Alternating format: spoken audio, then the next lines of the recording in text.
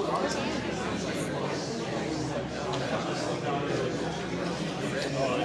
glad I could be here. Good to see y'all.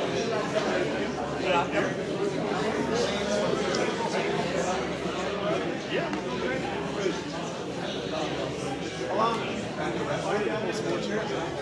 We could go get our chair. We got one to the side. Oh, there's Where'd you go? You couldn't get your partner to come tonight? No, he's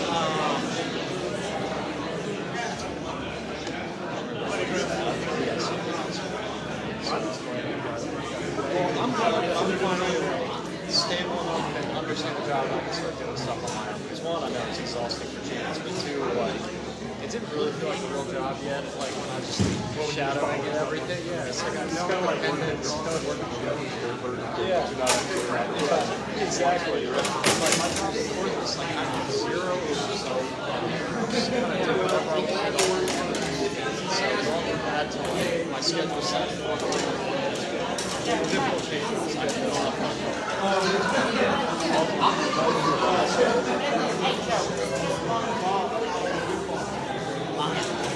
I promised you the Chamber of Commerce. It's like all the hustle. And yes, I'm going to just show up and help her. She doesn't know it yet. I'll tell her in a minute. Perfect.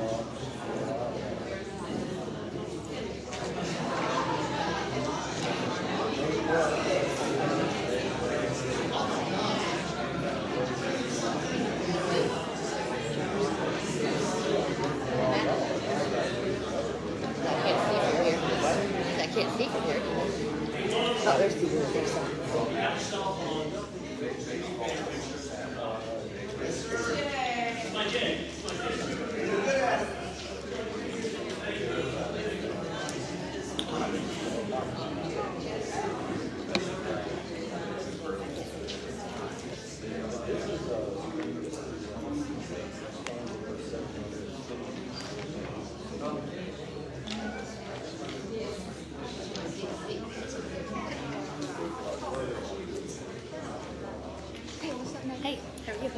Pickleball. I'll send it to you. We're out there.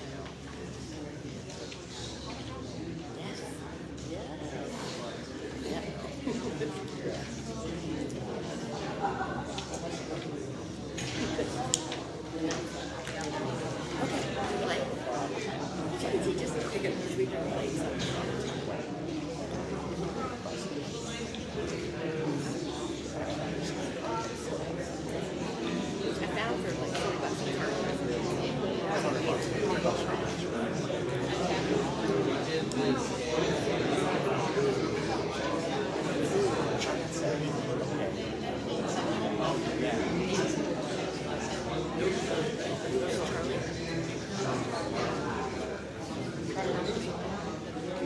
Yeah, yeah.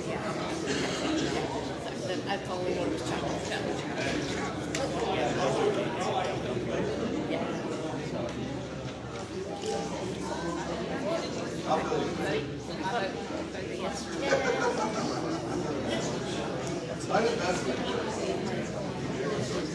Hello, good morning. Good evening, everyone. My name is Jim DiGiulio. I'm the executive director of the Pleasure Island Charity Centers. We have the pleasure this evening of hosting this event. This is the first State of the Town event in over 10 years. And our hope is to make it an annual event. We'll probably have some keys this evening that we'll want to get out and improve for next year's event. But we think we've got a pretty good program this evening.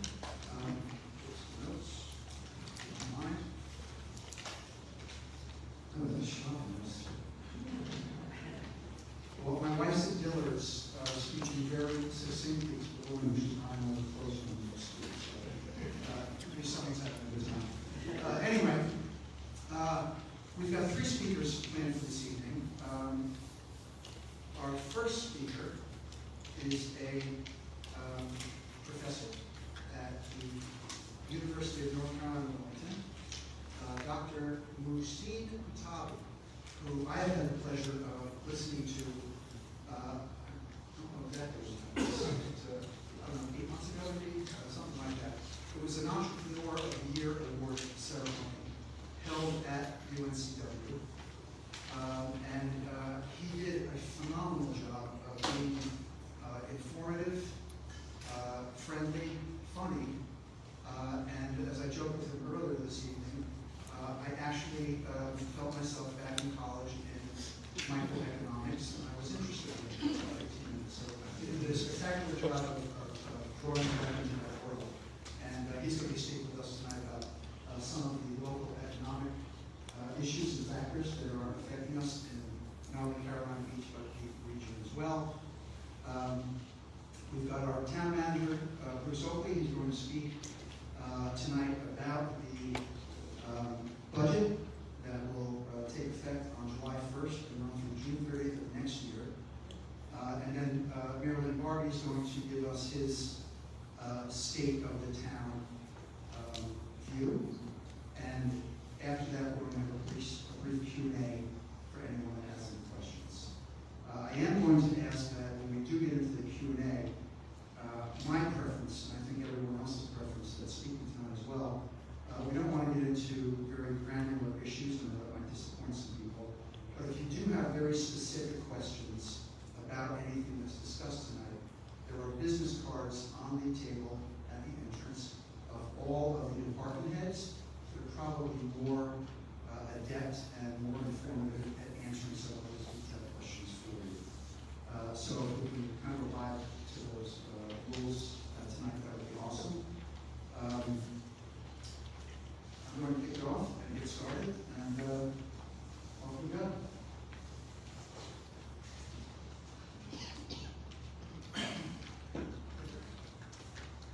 I think that's me.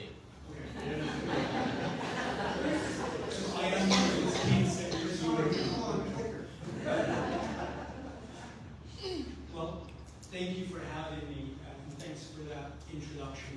I'm sure I'm going to disappoint now after that very nice introduction. What I thought I would do is just start really broad, tell you a little bit about what's going on at the national level, zoom in on the region, and then talk a little bit about Carolina Beach specifically. I'm going to talk a little bit about migration, a little bit about the labor market, and then I'm going to close by talking about housing if I have time. I don't want to be doing that by PowerPoint. I know you have a long program. I know you're keen to listen to what Bruce has to say. And so I'm just going to walk fairly quickly. If you decide you want the presentation and you're falling back in love with economics, just shoot me an email to either yell at me for something I said or to get the presentation from me, whichever one you want. Go ahead. I typically like to tell people what I'm about to tell them. That way they can go ahead and play on TikTok or leave if they want. Just show the whole slide.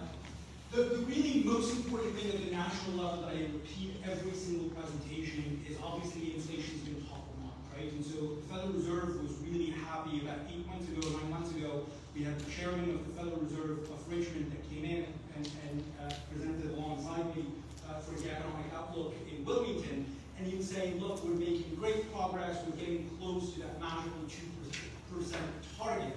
However, over the last 6 months, we've seen real resistance, and we've seen that inflation has really accelerated.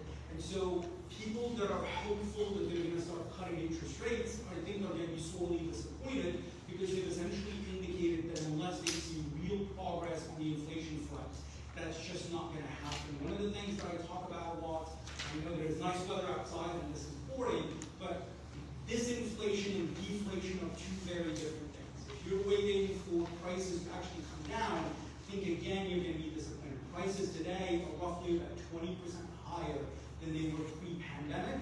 That's not going to change. What they're after is to drop the rate at which prices are increasing, and that's that magical 2% that they're going after. Even that has proven to be really, really true.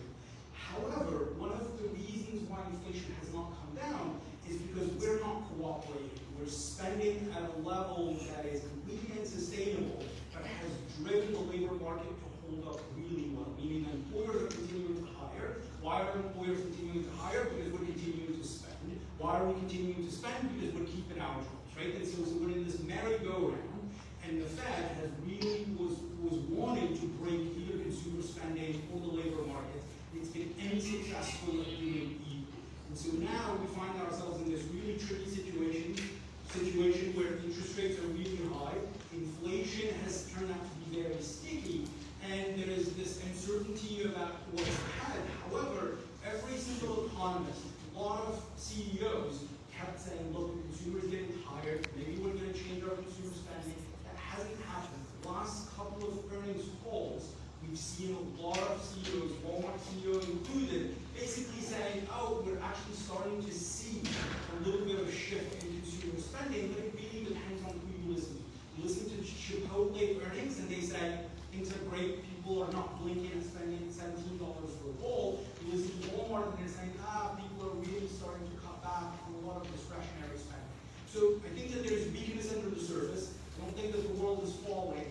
However, again, if you're waiting for those interest rates to come out, I think that you're going to have to wait quite a bit of time. One of the things that I note in the last few presentations is that the consumer, most people are doing considerably better today than they were pre-pandemic.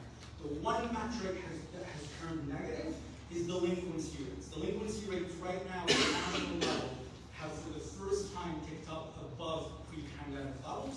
However, default rates are not following delinquency rates. And the reason for that is people kept their jobs, which means that yes, delinquency rates are up, but people still have their jobs, which means that they're not defaulting on their loans. Next slide.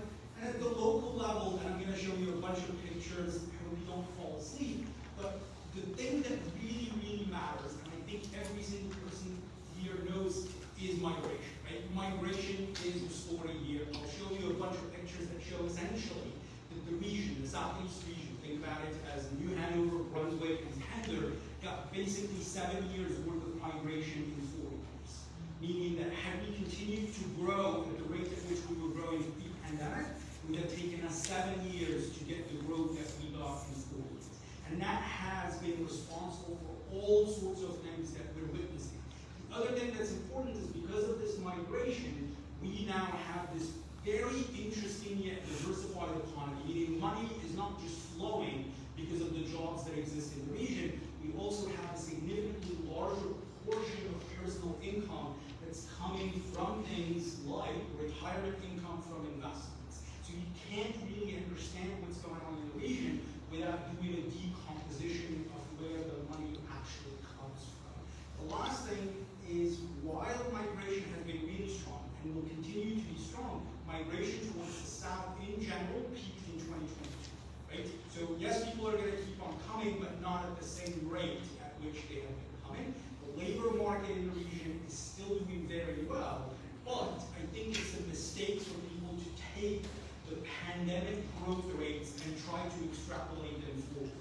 We kind of have been living in this fantasy land for 3.5 years in terms of growth regionally. And I don't think it's reasonable to expect that it's going to continue. We're going to continue growing. But I think it's much more instructive to go back to pre-pandemic growth and then forecast forward. And so that's kind of the theme, if you will. Yes, things are good. Yes, things are going to continue being good. Yes, we may experience a slowdown. However, that pandemic period is really an aberration, and it's important to start thinking about what the world will look like going forward. And I'm sure everyone of you here knows this better than I. Growth is not painless, right? And so I think every county in North Carolina that's grown really fast during the pandemic will take its position over places that are slowing down. But there are problems associated with growth, like infrastructure, like making sure that there is enough housing, and those are issues that are just not going anywhere. And so I show this in every presentation, and I'm not going to bore you with it. This is just consumer spending adjusted for inflation. And the takeaway here is just that line has not broken. When I first wrote code to pull this, I used to joke that this is essentially people engaging in revenge spending. And yet, it's been 2 years since the pandemic ended, and we're still engaging in revenge, I don't know what, but we're continuing to spend at really high levels. And again, this is really what's driving the economy. This is one of the reasons why I always joke with people that we're partially responsible for inflation being high. There's no way inflation is going to come down if we're continuing to spend $13 for a cup of coffee, right? And so, and this to me really summarizes that behavior. This is, I don't know where most of you are when it comes to debt, but if you watch television, you can get an impression that most people are accumulating debt at an unsustainable level. However, if you look at it differently and you think about debt as a share of disposable income, which is really the metric that matters, meaning how much are people paying as a share of the money that they earn, debt as a share of disposable income is basically just now back to pre-pandemic levels, which means really there is quite a bit of runway. Yes, in absolute terms, we're accumulating a lot of debt, but there is a lot of runway because people's incomes have increased, because people have a lot more money, because people have experienced considerable increases in earnings. Next slide. And then this is the part that worries me. I don't know if it worries you or not. There are two savings variables that matter. This is the savings rate. This is the portion of our income essentially that we're putting aside, and it's basically zero. We're essentially living in an environment where it's money in, money out, and that's what's driving that increase in spending. The other thing that's really important in this story is that the Federal Reserve tracked this metric called excess savings, which is defined as how much more money we accumulated over the pandemic relative to how much money we would have had had the pandemic never happened, meaning how much money we essentially set aside as a result of the pandemic. And most of the activity that we've seen over the last few years were largely driven not by how much money we're putting aside on a monthly basis, but by those excess savings that we've accumulated, partially because of fiscal transfers, partially because people were cooped up and didn't travel. And there is no evidence that those excess savings essentially have been exhausted. So the next 6 months are going to be really interesting to see how well off are people now that they've essentially exhausted that money that they have put aside. And this is, I like pulling up these kinds of headlines from newspapers. I'll tell you a story that has nothing to do with this, but I think it's interesting. I don't know whether or not you're worried about AI. I was putting a presentation together, not this one. And when putting these presentations together, I said, I really like a headline that kind of confirms this thing that I know. And so I went to Copilot, Microsoft Copilot, and I said, hey, find me articles that show that there are a lot of retirees from the Northeast moving towards southeast of North Carolina. And immediately it spit out 4 articles with sources. I'm like, this is amazing. And so I typed the titles onto Google to go find the articles and to clip them like this. And I can't find the first one, I can't find the second one. Go back to Copilot and go, hey, what's going on? I can't find any of these articles. And it said, oh, sorry for the confusion. I gave you headlines that could have potentially been written about my Copilot was hallucinating. So that was safe. We're going to keep off for a little bit. That was Sorry for that detour. Next slide. And I'm not sure, I don't know whether you can see this or not. This is to belabor the point that debt. If you're somebody that thinks that there's a lot of debt in the economy, you're thinking about that left y-axis. The left y-axis, the blue line, I don't know which color you see it, shows you that there is basically $15 trillion of debt floating around. And debt levels have been increasing substantially. If you look at the right y-axis, then you look at debt-to-income ratio. And that debt-to-income ratio is considerably lower than it was pre-pandemic, which means that the consumer has considerably more room to run or to spend. So again, if you're a fatalist and think that there's too much debt in the system, you're going to be worried about that big number. If you think about, no, consumers care about how much debt they have relative to their income, you're much more inclined to think about that ratio. To me, the ratio is what matters, and that's why really we're still seeing that restaurants are busy, we're still seeing that there's a lot of economic activity. And so I'm going to put aside the national conversation, and I'm going to walk you through, next slide. And this is just the delinquency rate. Before I close the national, this is the only metric that is of concern right now, right? And so delinquency rates is the only metric that shows that there are some people who are worse off now than they were pre-pandemic because it inched up about 3 months ago above pre-pandemic levels. And again, delinquencies are not defaults, these are people that are essentially behind on their payments. And the ratio, the share is still very, very small, but it's above pre-pandemic levels. And just for context, also you can see that huge bump during the Great Recession. We're nowhere near that. It's just that there is some cracks under the surface that are starting to materialize. Next slide. And this is probably the most important slide I'm going to show you. I talk about slides with my kids. I don't have kids, but I keep saying this is my favorite. I don't know why. There are 4 colors. I know you can't see them. This is change in population by region.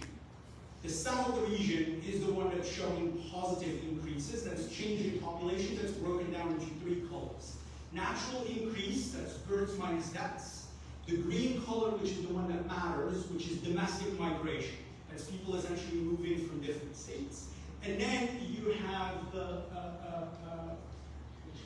blue color, which is, the orange color, which is international migration.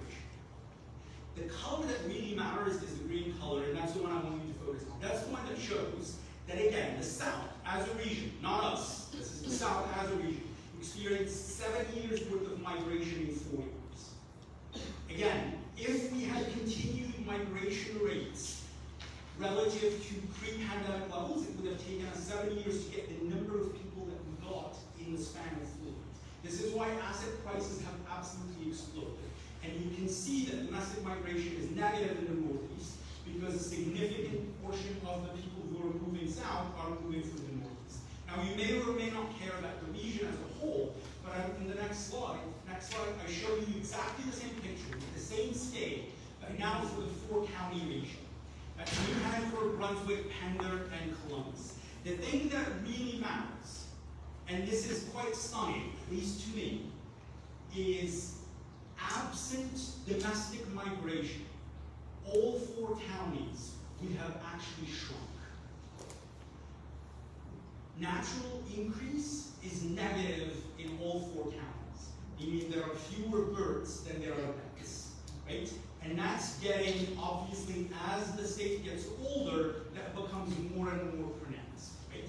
The other thing that's important to note here is that if we, for example, focus on New Hanover County, movement or migration towards New Hanover County had slowed a little bit pre-pandemic, and then the pandemic put it on steroids. And we experienced basically 6.5 years worth of migration in the span of 4 years towards New Hanover County. Migration, however, did peak in 2022. Now, why did it peak? Because the tailwinds that were driving that migration have been fading. What are the tailwinds? Well, remote work, a lot of early retirements, right? And so we know that the remote work trend, while it's here to stay, has slowed down quite a bit. We know that we saw a lot of early retirements during the pandemic that has slowed down quite a bit. But this is a really important part of the story. And again, one of the things I was just talking to a journalist the other day, fertility rates throughout the state have dropped quite considerably. New Hanover County has one of the lowest fertility rates in the state. And so that coupled with this aging means that absent domestic migration, the area shrinks, which raises a really important question, right? So I always talk about New Hanover County as essentially providing a high quality of life for a relatively affordable cost of living. And the fundamental question is, has that affordability gap potentially disappeared or shrunk relative to some of those places from which we've received these individuals? So this is just one of the questions that's really important to think about. Next slide. And I love this map. I play college tennis, and I have tennis elbow, and so I just sit at home and I make maps and I annoy my wife. So the scale here goes from dark to light. This is ranking. So the ranking in terms of population growth between 2022 and 2023. So this is the ranking of population growth in North Carolina counties. So I don't know how well you can see this, but in the southeast, Brunswick County was the fastest growing county in the state. Henry County was the second fastest growing county in the state. And New Hanover County was the 31st fastest growing county in the state. And so not only is North Carolina one of the fastest growing states in the country, the southeast of North Carolina is receiving a disproportionate number of individuals who are moving towards North Carolina. Next slide, and so if that doesn't convince you, this essentially does the exact same exercise but between 2020 and 2023. And the reason this is important is because this gives you a sense of just how significant the migration has been. And if you do the ranking between 2020 and 2023, you find that Brunswick is the fastest growing county, Pender is the second fastest growing county, and New Hanover is the 17th fastest growing county. So again, a disproportionate number of North Carolina immigrants have moved southeast, and that to me is a really important part of the story. Next slide. I know you can't see this very well, but this is the thing that I mentioned previously. I would joke with people that one of the reasons why restaurants are busy on a Tuesday night or Wednesday night is really this picture. This picture breaks down personal income into earnings, that's wage and salary, investments, and personal transfers, which is basically social security checks or any transfer from the government. Income in the region has exploded in all 4 counties, but what's important is that the mix has changed quite considerably. The money coming from retirement and investments has increased quite substantially, which means purchasing power has increased quite substantially, and that drives a lot of the spending that we see. It's not that we have a bunch of people making $250,000, but we have a lot of people that are earning money from a lot of different sources that we may or may not see on a day-to-day basis. Next slide. I'm going to go through this quickly because I know you're keen to listen to Bruce's presentation. The Wilmington Metro has 15,000 more jobs today than it did in 2020. So this is 2024 relative to 2020. There are about 148,000 jobs in the Wilmington Metro today. There were 133,000 jobs in March 2020. So data is updated up until March 2024. So the 15,000 more jobs, and just about every sector is considerably bigger. Not only that, but we have considerably more diversified economy. Healthcare now is the biggest sector in the economy. There are higher paying jobs. And so the myth about the region, that it's a leisure and hospitality region, is shifting quite a bit because there is this diversification that's happening. Next slide. You can't just go to the next one. I'd like to focus on this one. This is showing you change in employment between 2020 and 2024. I don't know whether you can read it or not, but the one that shows the big decline says government. That's the one in orange. And I always preface this by saying, if you're somebody that hates government and you're celebrating because you think government lost 6,000 jobs, that's unfortunately not the case for you, because that's just a reclassification of the hospital.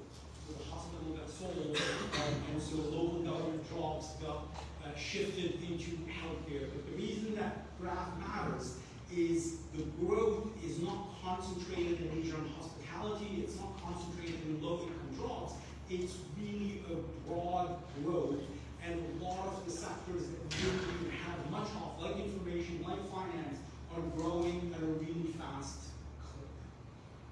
clip. Again, you probably can't see this.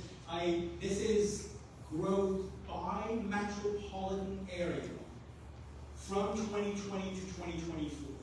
Every single metro in the state is considerably bigger, has considerably more jobs than in 2020. The only metro that's grown faster than Wilmington is Raleigh. So those two first lines are Raleigh and Wilmington. Every metro, with the exception of Rocky Mount, has considerably more jobs today than in 2020. I always like to joke that if there is a national recession, North Carolina does not seem to know about it because it just keeps on growing at a really fast. You can just skip this one. I'm just going to show you, oh yeah, I'll pause on this. If you were to guess, by how much do you think hourly wages have increased over the last 4 years? Percentage-wise. Throw in numbers. 15, 25? 100%. Very good guess. 40%. Average hourly earnings have increased in the Wilmington Metro by 40%. I always tell people if you got 40%, if you know my dear chancellor, give them a call. But this is showing, this is wages by sector at the state level. And it's showing two things that are really important. One is wage increases have been spectacular. Most industries in North Carolina have experienced faster wage growth than inflation. The average worker has seen their wages increase at a faster clip than inflation. But what's really important to note is how one feels that inflation is very much a function of the sector in which they work. Because sectors like leisure and hospitality that experience significant shortages experience much faster increases in wages than sectors like finance or even in tech that are feeling the pinch of high interest rates. And so it's really important to nuance conversation about what's going on with wages, but then there's the other side of this, which is obviously that means that the cost of doing business has increased as well, right? And so this is why there are these interesting questions that are starting to emerge. Next slide. This is the same point, but the thing that's important here is the blue line is Wilmington, the orange line is North Carolina. Average hourly wages in Wilmington are today higher than they are at the state level on average, right? And again, that's a function of two things. We still do have a bunch of leisure and hospitality jobs that did experience significant shortages and therefore needed to raise wages. The other thing is, again, healthcare jobs are being created at a very fast clip, and those are higher paying jobs. I'm going to stop talking, I promise. I'm going to show you two more things, and then I'll pass this on. If you could, go ahead to the next slide. I'm going to show you three things about Carolina Beach. I was going to show you housing, but I'm going to stop in the interest of time. This is Carolina Beach. Unfortunately, towns, cities that are small, relatively small, don't get updated data with the same frequency. This is from the American Community Survey. The American Community Survey does surveys on a yearly basis, but if a city is small, they do these things called 5-year averages. So what I'm showing you here is population over the age of 16 between essentially 2013 and 2017, and then 2018 and 2022. And you can see this fairly marked increase in population. Next slide. Same thing with employment.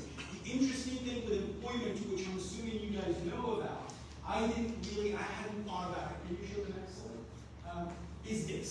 So this is showing you something that I think about a lot. I think about commuting patterns quite a bit. So there are three numbers there. The number in the middle is 462. Those are the people that live in Carolina Beach and work in Carolina Beach. The 1,487 are people that live outside of Carolina Beach, work in Carolina Beach. The 1,659 are the people who live in Carolina Beach but work elsewhere. Which means that the money that floats, again, in your town comes from a lot of different sources. And again, one of the reasons that commuting matters in this conversation is as areas get more expensive, where do people choose to live as a result. If you could just go ahead and skip to the very end, I'm gonna skip housing. Oh, and can you go back one? This is how much households who live in Carolina Beach make. One of the interesting things, according to the ACS, the share of households that make more than $200,000 has increased from 15% to 23% in basically 6 years. And again, this is driving a lot of the things that we're witnessing, and the type of occupations that people have here have also shifted quite a bit. Just skip to the very end. Just gonna give you my email in case you want. You can just skip.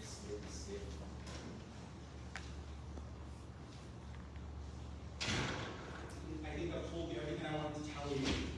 This is my email. If you want to yell at me, or if you want the slides, or if there's anything I can do to help you, please reach out. Thank you for this.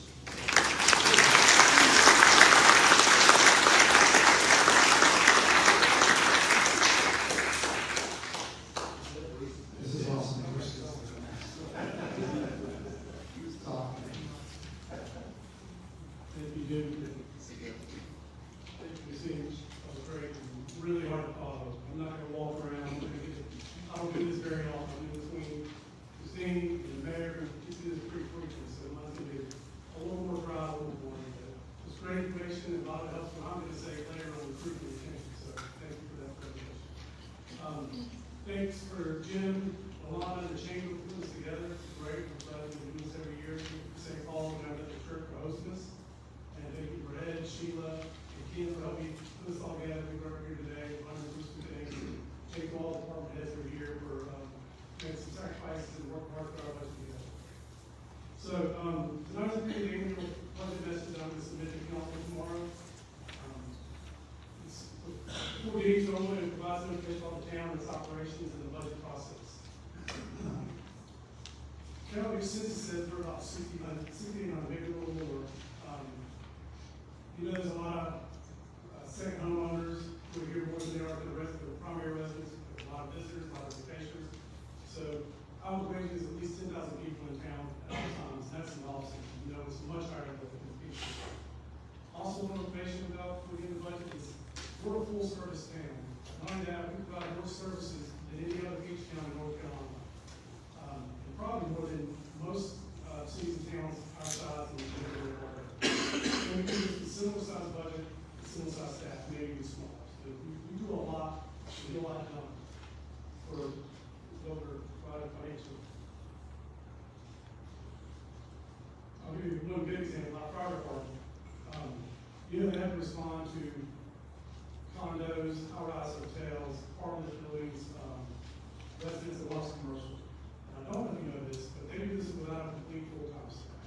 They rely on part-time volunteer staff to help them make these calls and do that.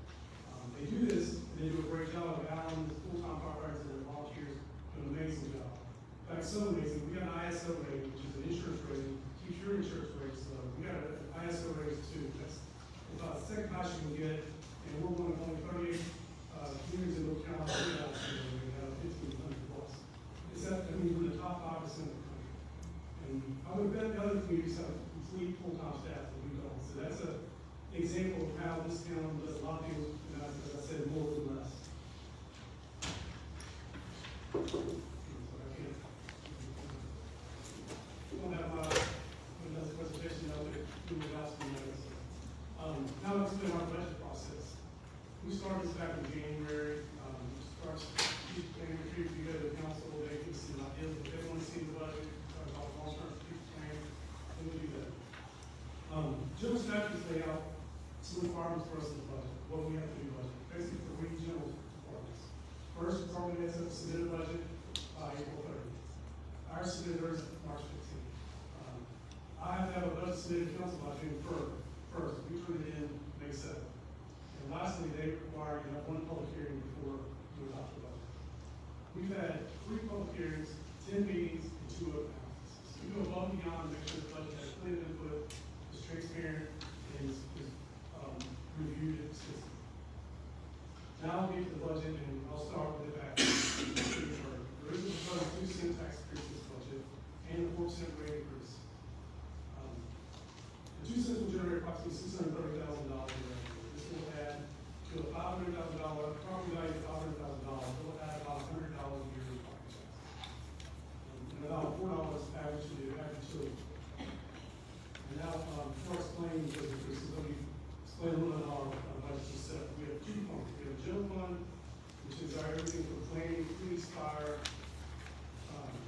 Parks and Rec, administration. That's all funded by property taxes, sales taxes, ABC revenue, parking, and room occupancy tax. That's how we work. The other fund is utility fund, which is water, sewer, and stormwater, completely funded through rates and fees. And this year, which covered very important business, that's the only one that makes a little sense. It's still hard to do because they're not generating profits, everything they've earned, they gotta put back into the system.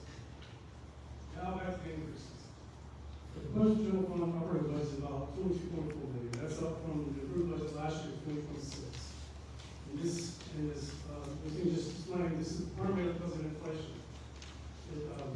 These projects, it's not inflation, it's a maintenance momentum. To keep projects rolling and maintain the loan increase of the while the cost of everything is continuing to rise in the past few years, we kept the tax rate unchanged until now. The thing I would say to you is the tax increase is almost half of what the inflation rate has been since 2022. So, unfortunately, one of these large increases, mainly because of increasing revenues, it's the federal funding for the American Rescue Plan, the state budget, shout out goes to Representative Miller, who really helped us out there, and also outside funding like Golden Leaf. That's helped us complete a lot of things without using the tax dollars. Now the sales and use tax will start to flatten as a result of the state. The ARPA funds are gone, the state budget's another year away, and so we're still in grants, right now, we're harder to get. These factors make this budget a challenge at the beginning. We still have good needs, we have a lot of desires in the community. The total proposed expenditure we need to provide all the services and needs for the community exceed what our revenue was. That's why we had to raise the price, the tax. Even with the proposed increase, there were significant cuts, and we still were able to achieve some of the long-term goals set by council and take care of some of the needs that communities are studying. What is the impact of 2 cents in the budget? Take a look at the next slide. You can see the math doesn't look like that's it. 2 cents is 630. You think with zero would be their tax increase would be zero. Instead, we're going to lose $950,000 worth of this tax. And the reason why is sales tax in North Carolina can be distributed two ways. You're never paying like most counties, distribute sales tax to the ad valorem method. You go buy something here, you pay your taxes, it doesn't stay in Carroll Beach. It goes into a pot, and then it's distributed based on this method, which is based on how much you levy property taxes on individual properties. So if we don't raise taxes, not only we're $650,000 short of the budget, we lose another $285,000 in sales taxes. So I'll be looking at $630 to do what we needed, and that's actually cuts. $915 going to make the cuts for what we want, what we need. We have to look at types of services. So it's a significant challenge if you don't raise taxes. But that's not why we're raising taxes. Raising taxes is good. We started there, what we needed in May. But we've heard Bloomington's raising their taxes, Pure Beach raising theirs, and we found out later we're going to have another $285,000 loss. So we're still able to do this just 2 cents. As you know, the town has recently completed several significant projects. These pictures over here, the Great Myron Playground, the reconstruction of Carolina Marina. We've also required improvement Park, and part of the Friends of Carolina Beach, Parks and Greenways, expand the skate park. And there are many more projects that go on Hamlet Path, and we've got a lot done in the past 4 years. Some of it, tax off some of the grants and state funding.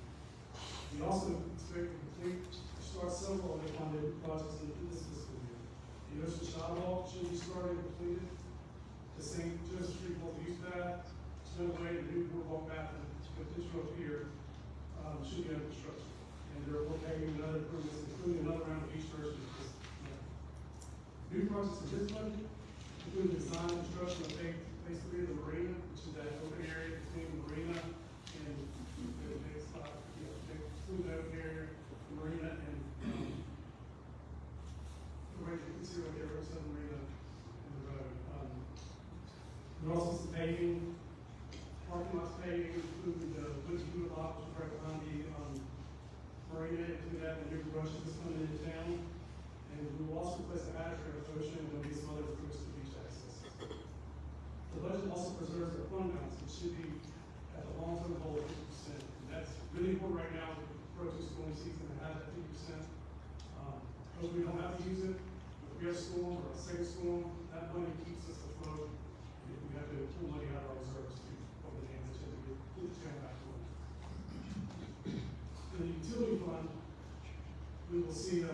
4% increase in rates, and total budget $10.5 million. That's up from about $10 million last year. Mainly, the reason for the rate is, and we started this last year, is we got the CB 2045 infrastructure project plan coming up. I mean, we got about $60 million of projects that need to be completed in the next 10 to 20 years. And that includes a storage tank you see here, includes a water treatment plant, and includes a lot of things, a new well. And we gotta pay for that somehow, and we hope we space these increases over time instead of hitting the citizens with a large increase every time. So it spreads out the payments instead of only paying here and there. The first phase improvements include a new drilling well, as I said, and all this should be beginning to go on in 2025. Right in the humor in mind, we just recognized Colonel Nathan Jessup as played by Jack Nicholson in A Few Good Men, right before he closed on the scene at Tom Cruise advance. He says, "You need me on that wall, you want me on that wall." Okay, that backwards. But you see this, you might not like what you see, but you need. Both the general fund and utility code budgets made a significant investment in an important resource for the town, our employees. And this will be complained about, tax on the salaries, size of staff, et cetera, but you want it on the wall, and you want the best on the wall, and that's what we have. System up here. Operating channels are 24 hours, 7-day-a-week duty. The water operates on a Sunday, and the utility works out quickly repaired. If you have a net emergency, you call 911, Allen screws or big screws, police chief, our chief, their crews will be there in minutes that call. There's a team of people behind him that make that happen too. So it's not just him and their crews. A bunch of people, a lot of talent goes in to make this happen. We have an unbelievable talented group of employees. So I wish we got started. And I don't think you'll find another municipality our size with the same skill, training, and education levels that you see here at Bell Beach. As I said earlier, it's amazing what's going to get started with the size of staff and budget we have. We get a lot done. So more is with us. For a few examples, you see the top, there's Detective Rice, who's a career forensics detectives in the country, recognized by Secret Service. Jerry Hart's a planning director, is asked to present off propane and all over the state and conferences. The fire department responding to the Pleasure Code fire a few years ago, which is a really response we did. Both Alan, fire chief, and Dick, our police chief, are nationally recognized in the state. We have lots of staff members who were outstanding and recognized. Council recognized the dedication to them and one of the goals of the Street was to improve recruitment and retention and funding employee choices in Marion County. As we just heard, how tough recruiting is with the wages going up. We're just trying to stay in line so we can keep the great employees we have as we still want to be employee choices in Marion County. So, with the budget implements the results of a market-based pay study, includes the cost of living increase for employees. We love to add that continual public service we have, and you know, we'll look in the back, there's our leadership team right now, and they do a wonderful job. There you go.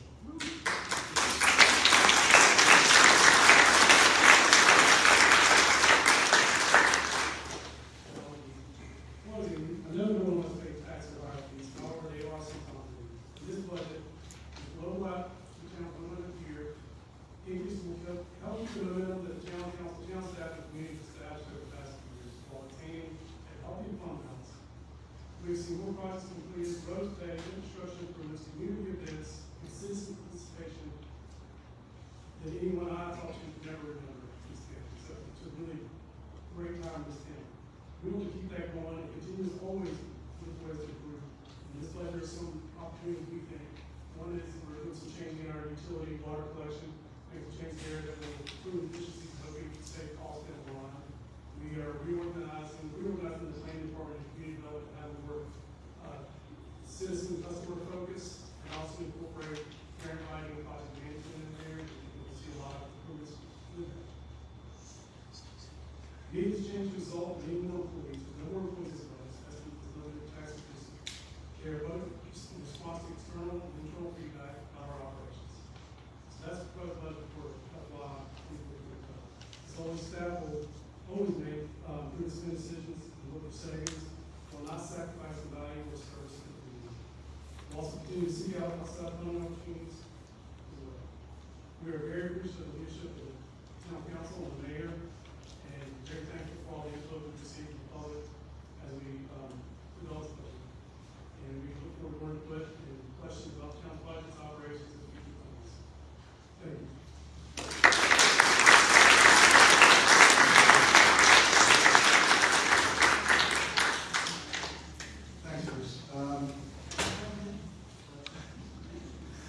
Can I ask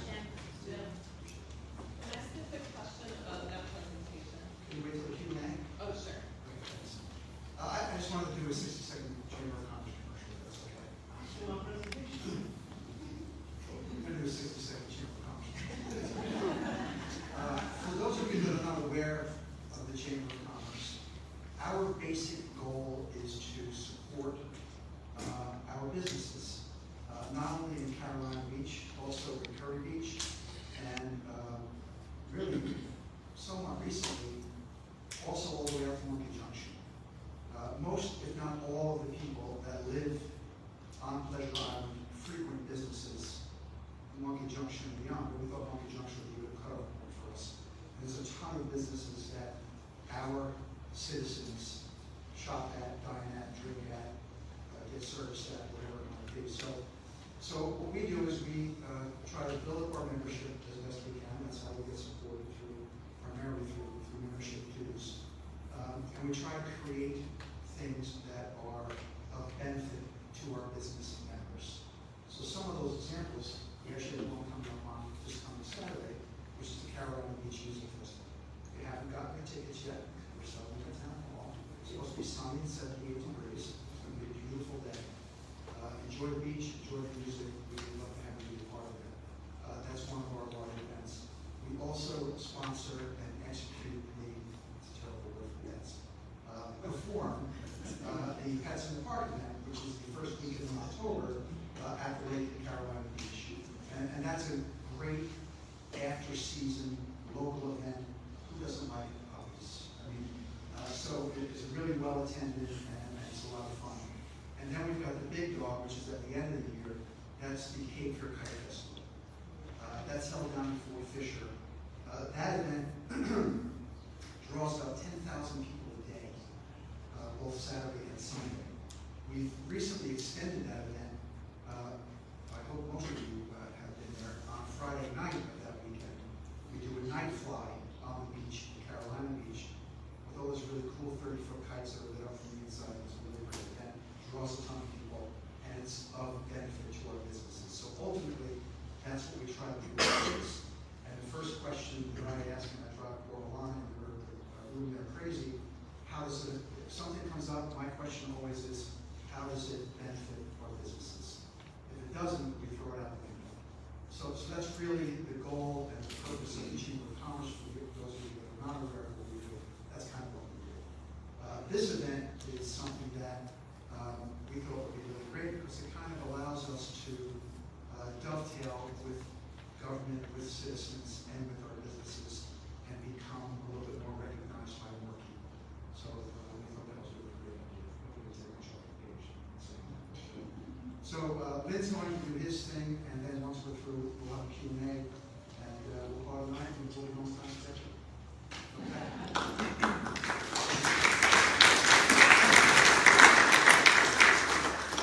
So Jim came to me and said, hey, we just made a State of the Town address. And my first question to Bruce and staff was, what do you do in the State of the Town address? And I just knew they were going to hit me with all these slides from the prior presentations. I just adjusted the numbers, I'm good, right? Well, we couldn't find anyone that had any slides. We haven't done this in so long. I'm not sure we've ever done it, but there's rumors that we have. So in putting this together, I tried to think, well, what would I want someone to tell me? And so I'm a pretty simple guy. So it's where have we been, where are we, and where are we going? If you can lead with those three things, where have we been, where are we, and where are we going, then I feel like I've gotten my message across. My commercial for the Pleasure Island Chamber of Commerce. So just a quick comment for those guys. First, thank you for holding this and inviting us. I think everybody's kind of getting a well-rounded view of the state of our town. But the one thing that's valuable to me, and I think for council as well, is this political advocacy piece that Chamber does. They host our forums, our vision and views forums every election. They've done this, and it's just sort of the glue that holds everything together. And so I want to really thank you guys for what you do.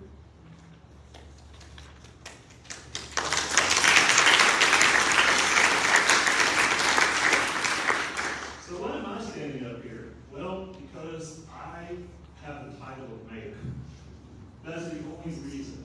But let me tell you a little bit about your government, which some people don't really understand. We have what's called a weak mayor system. Those of you who are fans of Lynn Marty say, of course we do. But it's called a weak mayor system because those 5 people all have equal power. Any one of us can set something on the agenda, any one of us, we all get equal vote, nobody has any veto authority. So you learn very quickly when you run for council that you better get on the team, right? We didn't, whether we're friends or not, I think all of us are friends, but whether we were friends or not, doesn't matter, right? This is the people that the public voted for, and we have to figure out a way to work together, right? And I feel good that we've all done that. By the way, our council is here. I see Mr. Hoffer over here. In case you guys don't know, Mr. Healy, Mayor Pro Tem Dale LeComte, and Joe Benson, in case you don't know.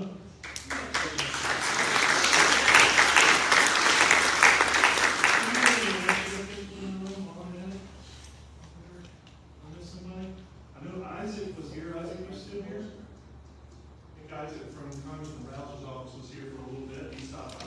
Just want to make sure I recognize those guys. But, so I'm here as a messenger for council. It would be impossible for me to do this without maybe putting some of my opinion in there, but trust me, they'll hold me accountable if I say something they don't agree with. Thanks. So let's go back to where we were. When I first ran for office in 2019, things were a little rough.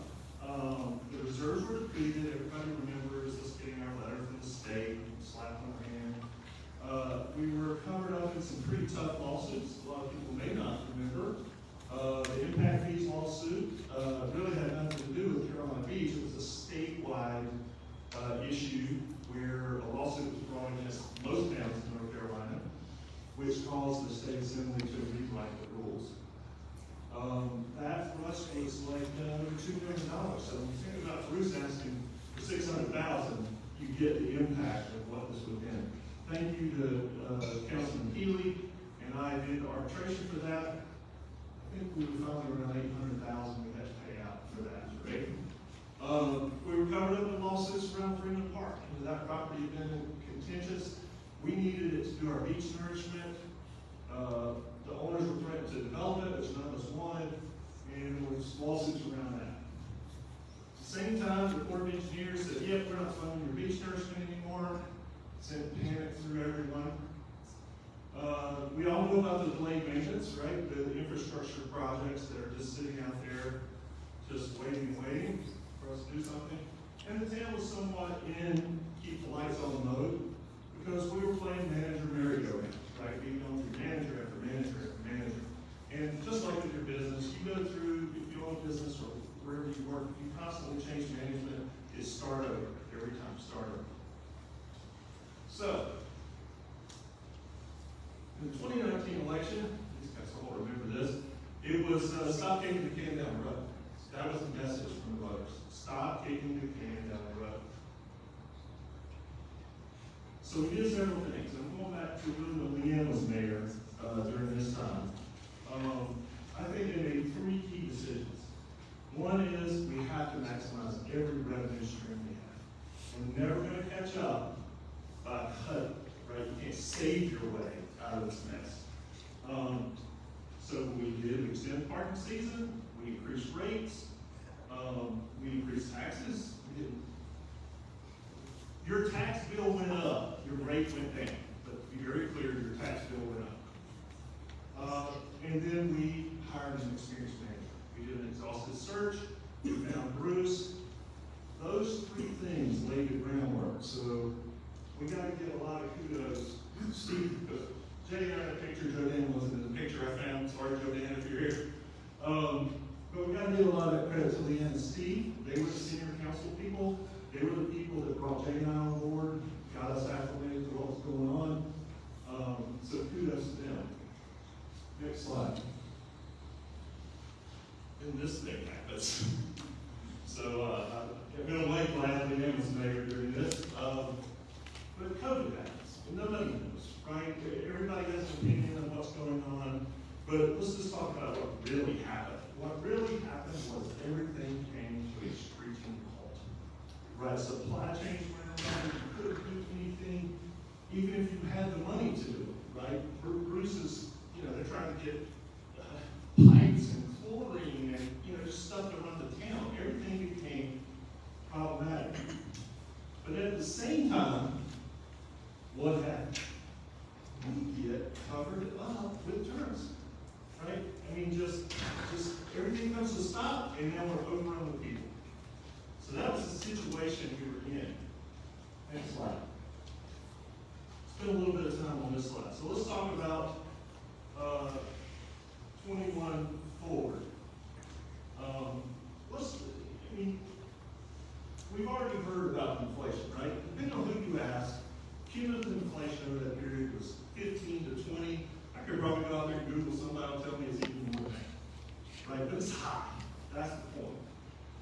But if you look at your property taxes, the green bar on this chart, your property taxes have not gone up during all this. There is a slight increase proposed that you heard from Bruce in the last year. That hasn't been approved yet, but I don't imagine it probably will be. So I did put it on there. So your property taxes have stayed the same. Your budgets in your utility fund stayed pretty much the same, some slight increases in there. But your general fund has gone up dramatically. That's the purple bars, right? So that's the police, fire, administration, all those things we were just talking about. So how come, let me take a negative view of this slide. If I was going to ask myself a negative question, I'd say, you guys are spending like crazy. Look at how, if I extrapolate those blue bars, it's just spend more, right? Why is that? We're not spending just to be spending. The government, as you heard, has poured a ton of money into COVID response. ARPA funds, all of these funds, both state and federal, were cut loose. Now we got a choice. Do you want that money to catch up or you don't? Right? We don't have to take it. Right? That is what the bulk of those increases is us doing projects like the ones that Bruce talked about is where that additional spending comes from. So as we think forward, as we look forward, I left off the most important one here. Your general fund balance is also going up, as Bruce mentioned. We've always kind of had this informal target of 50%, but it goes and comes depending on opportunities. But we have recovered that. So it's back from the low of, I think, 19 to 50, which is so we save money in the process, which is a good thing. Next slide. So where's all that revenue come from? Our property taxes haven't gone up. Well, COVID was nice to us. So your minimum occupancy tax has gone up over 100% during that period. That's tax that visitors pay on Wednesday rent. Your sales tax has gone up over 50% over that period. Your ABC tax has gone up over 140%, and I know some of you are responsible for that. Parking revenue, which was intentional, went up over 50% over that period. Thanks to a whole lot of people who are not in this room. It starts with Bruce and goes council, goes all the way up to our U.S. representatives and our state representatives. With their help, we've brought in $20 million of grant funding during that period, which is a ton of money.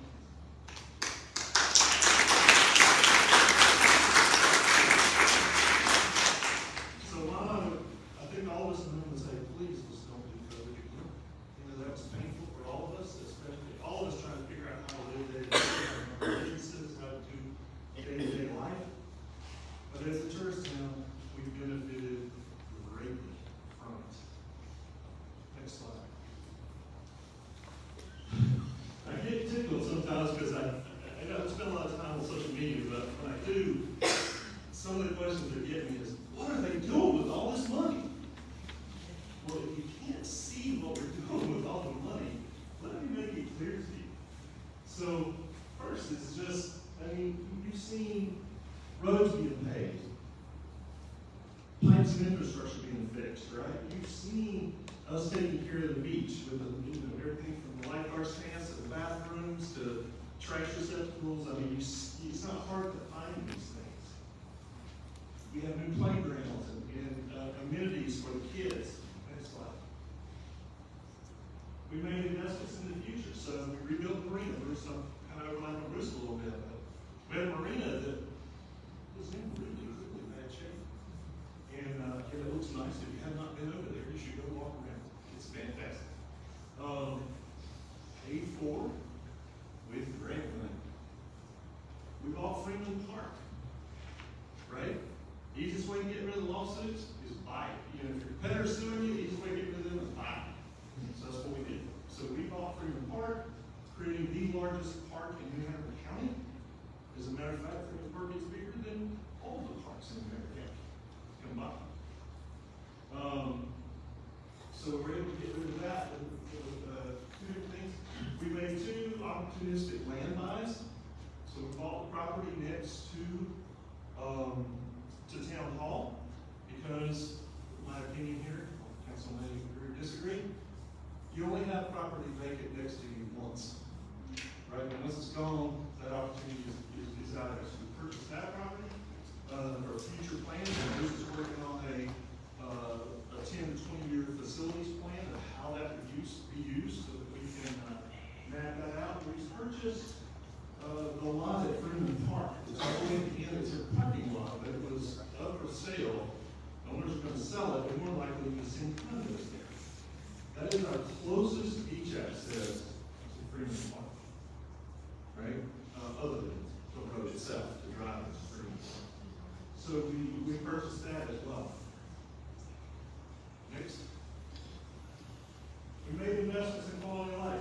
Stop here for just a second, and I think I speak for everyone on council. You've heard me say that since I first ran. The number one reason that I ran for office was to improve your quality of life. And I think every one of these guys would say the same thing. You've heard it during the last 3 elections, over and over and over again. We have to make investments in our town and make Carolina Beach a great place to live. So you've seen that. So you've seen, we just recently had the skate park expansion that was done. Fantastic story of the community coming together, right? You've got private donations. You've got county money, ROT money. You've got town money. That's how you get this done. You get everybody going in the same direction. And kudos to the volunteers behind that, because that is a volunteer-led effort, right? I mean, we did our part, but all we did was approve the money. They did the work. You saw the improvements at the lake. People still love to joke about the lake dredge. You didn't dredge much. Well, the issue there was you dig it deeper, it gets wider. Until you just keep digging it deeper and the houses around it fall in, not a good thing. So we did our stabilization project to stabilize the banks around that, and now in the future we can look at if we need to increase the depth of that. We built Hamlet bathrooms. We just approved money for a volleyball court for kids. The volleyball league on Cape Fear, right there. So hopefully we see that soon. You saw the new bathrooms at Whitechapel Park. And then of course Granny Myers playground at the lake. So it should be crystal clear in your mind what your town is spending your money on. Right? It should be crystal clear. These are all things that make your community better. Right? Next slide. I have to be fair and stop. We didn't do all this on our own, right? We got help. You got ARPA funds coming down from the federal government. Our senators are helping us. Our state legislature folks, Charlie Miller especially, I know his name's been mentioned here, probably needs to be mentioned 10 more times here, has helped us greatly. And then our county commissioners. So we get help from everybody. But that is our job. You pay way more money to the federal government and way more money to the state government than you do to your local government. So how do we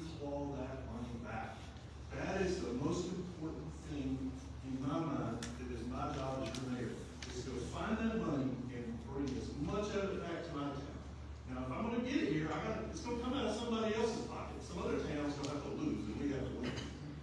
But that's what we've done. And again, kudos to Bruce and his team, because they are the ones out there scavenging for that money, seeing what's available, seeing what we qualify, day in and day out. Next slide. So I told you where we were, wasn't real pretty. I told you, where we are today. Let's talk about where we're going. Bruce hit on most of these, so a little bit of preview here. Got a water tower. We have a water storage problem. A lot of people think we have a shortage of water. We don't actually have a shortage of water. We have a shortage of water contained. And that is what we need. So you're going to see bond applications come out to put the water tower, to fix our wastewater treatment. Fix, that sounds like it's broken. It's not broken. To improve and do some needed maintenance on our wastewater treatment plant. And you're going to see an additional well come online. In the coming months, years, some of these things take a little longer. You're going to see the Ocean Boulevard sidewalk. I know you don't believe that, because it seems like we've been working on this forever. And I promise it's not because council is not 100% behind it, but we're working with the North County DOT, and just moves in the same space. It's just how it is. But everything's there. It's going to happen. Just keep pushing until we get there. And then you're going to see, we just approved the money last meeting for the St. Joseph's multi-use path to allow that side of the island bike and pedestrian access to downtown. I think everyone on council, copper more than anybody, said bike and pedestrian access is one of the most important things for our quality of life. I think everyone else agrees, right? But we need to get that done. Again, where are we investing your money? In things that improve your quality of life. Next. So, shifting gears, some of the back workings of how what council's been working on for the last 3 years, it was very clear. We got Bruce, right? We got Bruce, fantastic hire. Guy who's just, I don't know how to give him more accolades. He just knocked it out of the park, right? He's turned the town around. He had a great staff to start with. They just need a leader, and then magic happens. But council also needed to change the way we worked, right? I know I use the transparency word. I think everyone in here uses the transparency word when they're running for office. What does that mean? Right? How are we more transparent? Well, I'll give you one. We're standing here today, right? We're having a conversation, and it all starts with a conversation. One of the things council did is we switched to conditional zoning. We have a choice. We didn't have to go to conditional zoning. We could stay under the same zoning process we had. But conditional zoning allowed 2 things. Number one, conditional zoning starts with the residents. One of the issues that's out there right now, as an example, the potential future hotel that's being discussed. Where do they go first? To the community. Had a big meeting in this room, it was packed, community meeting. We haven't had that luxury. We've had meetings, I mean, we got some of the same slides with them, split those, but we haven't been able to sit down and ask, you've had an opportunity to ask me questions, we really haven't. But that's by design, right? Start with the community, let the community get their voice heard early in the process. Because one of the complaints we all have is usually when you find out about something, it's already done. You're like, well, I didn't know, right? Or I would have voiced my opinion. So conditional zoning. Bruce talked about budget open houses. So one of the things that council wanted was we want more open houses about all types of things. Right? We've got open houses, not just the budget. Some people, that's too dry for them. They really don't care about that. They care about their parks and rec plan or the bike and ped master plan or wherever their concerns are. Let's have open houses, open it up. Those people can come in and talk to the experts. We're not the experts. Those are all the experts lined up back there behind on the back wall. I call it Baptist Row. It's weird with them all sitting back there. It's a Southern Baptist, that's the name of the judge, right? So if you're Baptist, you know all about that row. So more open houses. We also pushed town staff to be more open on social media, as much, or any of those channels, whether it's email, social media, anything they could do. There's a great story here, actually, that I think is worth telling. We told Bruce, we really need you to start being, more out there, tell people what the town's doing, what's going on. So we approved that PIO position, we at least had that discussion, that we need a public information officer. We need somebody who that's their job to do that. But because it takes a lot of time. And then, Miss Sheila, are you here? So Sheila back there in the back says, hey, I can do that. She has poured so much into this. So this is a perfect, I'm picking on Sheila, I can tell stories about everyone on town staff. This is how your town staff thinks. They step up, Sheila stepped up, she figured out how to do this, added to her skills, and it's remarkable. We haven't even talked about having a public information officer since Sheila stepped up. So kudos to you, Sheila, that's fantastic. But that's what we want for our town, right? Get it done. Get it done.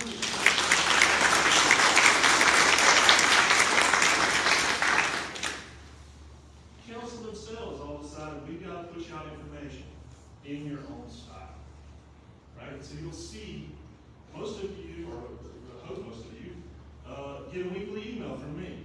Where am I, what am I doing, what I think about things, issues before us.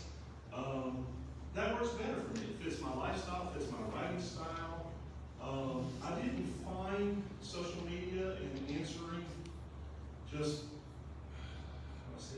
insane questions all day. A good use of my time. Good questions, I love answering. But some of the stuff out there, I can't make much sense of where it even comes from.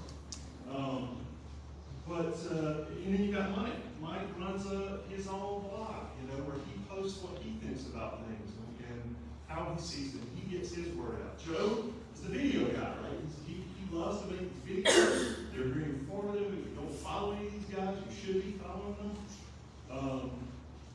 Jay is he's the quarterly report guy, right? So Jay comes out and informs you with these really in-depth posts of exactly what's been accomplished in your town, right? Deb is everywhere on social media, right? So Deb is the person who's really embraced probably other forms too, but Facebook fits her style. And that is fantastic. So hopefully you see that you have 5 people on council who are doing everything they can, and staff of the department, to get as much information in your hands as possible. The second thing we decided we needed to do was be more planned in our work. Some of this has to do with the manager turnover over the years. Things were just kind of squeaky with, And so we need to be more planned in our work. So one of the first things we did with this council is we said we need a strategic plan. We should tell people strategically what we're trying to accomplish. Otherwise, we'll be failures because we won't be doing what they probably wanted. We should write down what it is that we're going to do. So you now have an annual strategic plan. It's online. You're welcome to read it. That's where we set the goals, and that's our contract with Bruce. That's our contract. Bruce, this is what we want you to do. Now let me tell you, when we did the first one, town staff, they were so thankful because now they know what we want them to do, right? Because they're ready to go. These are workaholics, most of them, but they're ready to go. We just need somebody to tell them what we want them to do. So we've done that. We put together a 25-year infrastructure plan. Well, we can't keep incrementally fixing this broken pipe and that broken pipe. At some point, it becomes more expensive to maintain than we can shoulder. So we have to have a plan. Bruce talked about that, the 25-year infrastructure plan. Not only do we have a plan, we have a financial model that we've delivered to you that says how we will pay for it. So it's easy to make a plan, especially during election season. Here's what we'll do.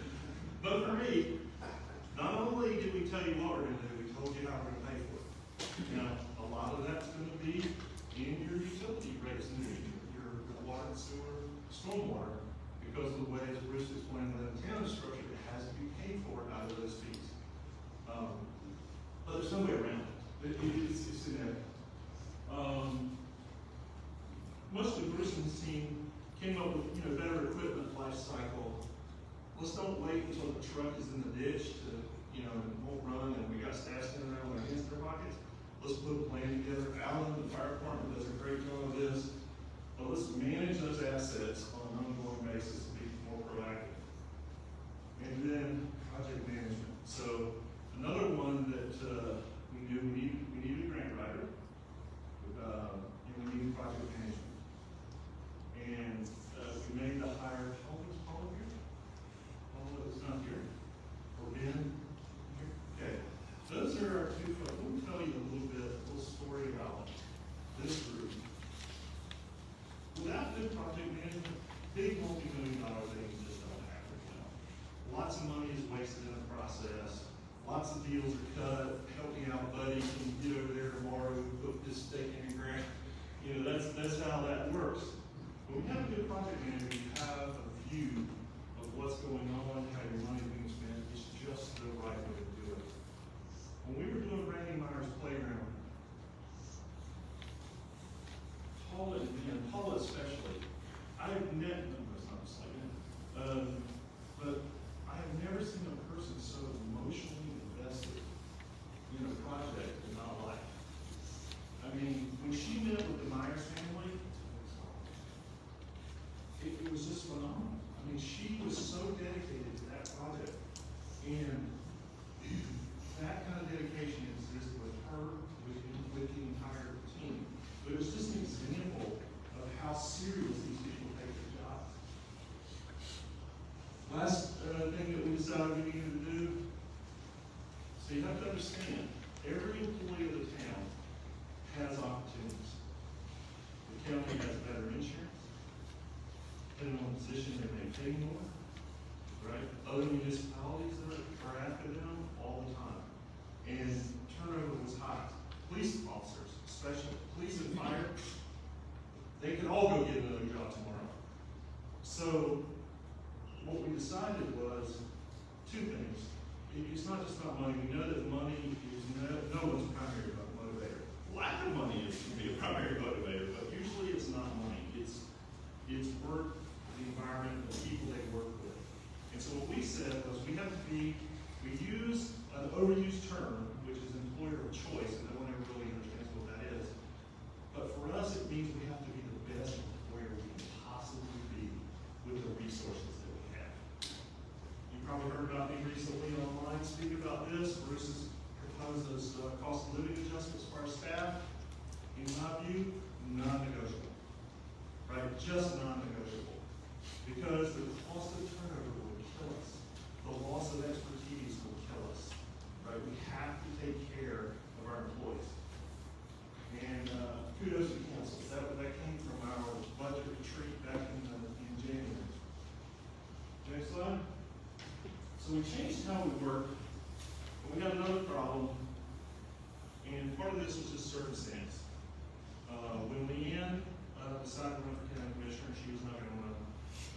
That left only two city council people, Jay and I, and we only had 2 years of experience.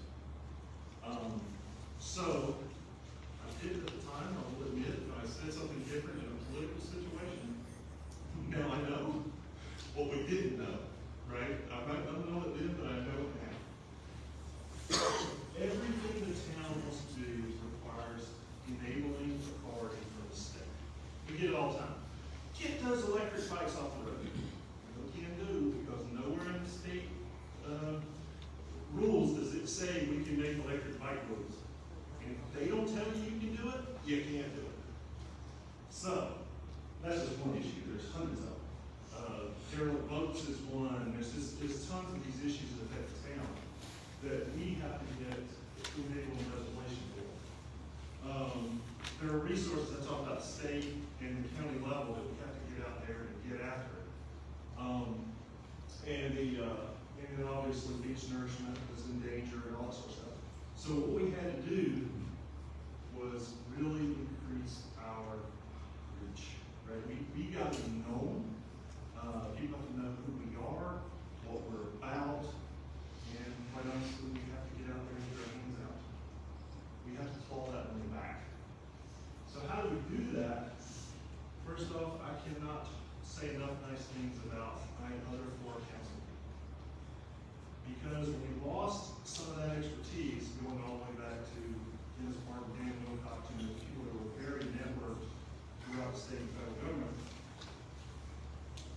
I went to these guys that basically said, I'm gonna have to work off the island, right? And most of my time is actually spent off the island.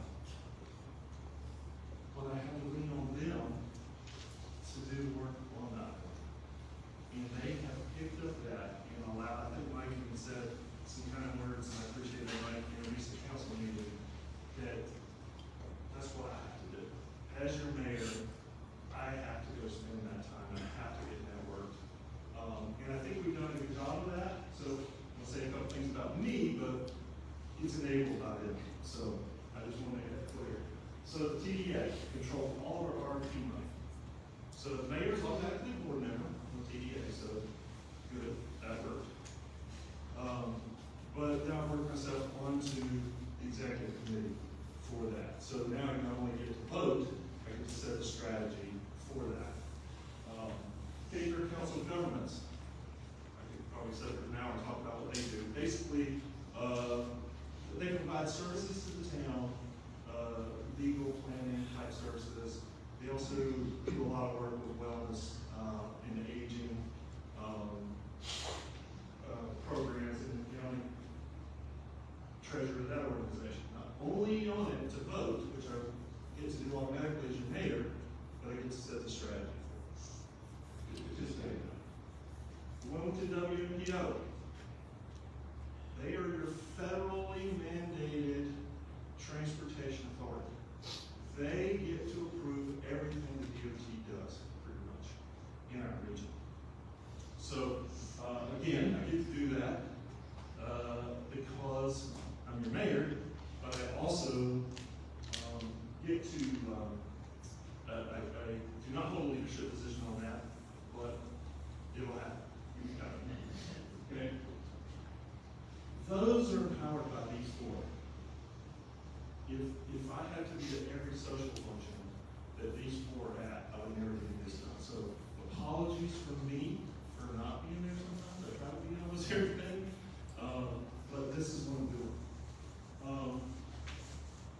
Being members, it's not just me though, there's other members of committees happening that council and even some of our residents participate in, right? So we have a representative on the WPO Biking Pedestrian Committee, right? This is a volunteer. These guys are on committees, everything from the Centennial, what am I forgetting, the